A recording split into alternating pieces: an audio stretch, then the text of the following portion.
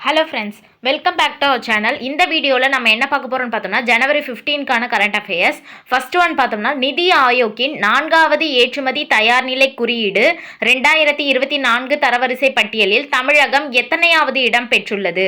2வது இடம் பெற்றிருக்கு. ஃபர்ஸ்ட் பிளேஸில் பார்த்தோம்னா மகாராஷ்டிரா, தேர்ட் பிளேஸில் பார்த்தோம்னா குஜராத். சிறு மாநிலங்கள் மற்றும் யூனியன் பிரதேசங்களை பொறுத்தவரை உத்தரகாண்ட் முதல் இடம் பிடித்துள்ளது.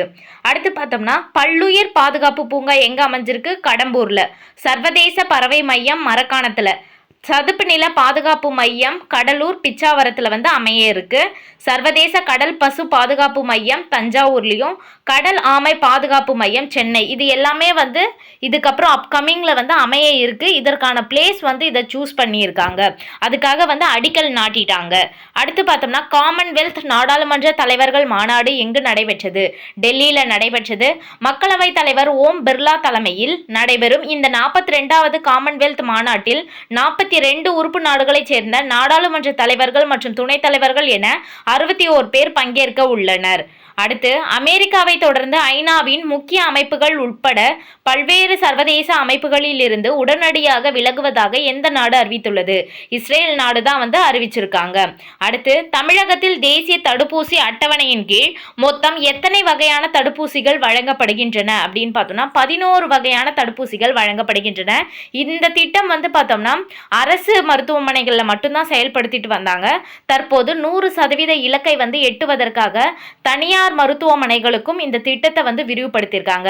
அது 11 வகையான நோய்களுக்கு என்ன மாதிரியான நோய்களுக்கு தடுப்பூசிகள் வழங்குறாங்க அப்படின்னு பார்த்தோம்னா காச நோய், கல்லீரல் தொற்று மற்றும் புற்றுநோய், இளம்பிள்ளை வாதம், கக்குவான் இருமல், ரணஜன்னி, தொண்டை அடைப்பான், இன்ஃப்ளூயன்சா தொற்று, நிமோனியா, வயிற்றுப்போக்கு, தட்டம்மை மற்றும் ரூபெல்லா, ஜப்பானிய மூளைக்காய்ச்சல், விட்டமின் ஏ குறைபாடு. இந்த நோய்களுக்கு தான் தடுப்பூசிகள் வழங்கப்படுகிறது. தற்போது இந்த இலவச தடுப்பூசி வழங்கும் திட்டத்தை பார்த்தோம்னா தனியார் மருத்துவமனைகளுக்கும் விரிவுபடுத்தியிருக்காங்க. அடுத்து பார்த்தோம்னா பால் உற்பத்தியை அதிகரிக்க எந்த 2 புதிய கலப்பின பசுக்கள் பதிவு செய்யப்பட்டுள்ளது? கரண் பிரைஸ், விருந்தவாணி அப்படின்ற 2 கலப்பின பசுக்கள் தான் பதிவு செய்யப்பட்டிருக்கு பால் உற்பத்தியை அதிகரிக்கிறதுக்காக. அடுத்து இந்திய விண்வெளி ஆய்வு நிறுவனம் அனுப்பிய PSLV C-62 ராக்கெட் பாதை மாறியதால் 16 செயற்கைக்கோள்களின் நிலை குறித்து தெரியாத போது எந்த நாட்டின் ஒரு குட்டி செயற்கைக்கோள் மட்டும் உயிர் பிழைத்து தகவல்களை அனுப்பியுள்ளது? ஸ்பெயின் நாட்டினுடைய அந்த குட்டி செயற்கைக்கோள் தான் தகவல்களை அனுப்பியிருக்கு.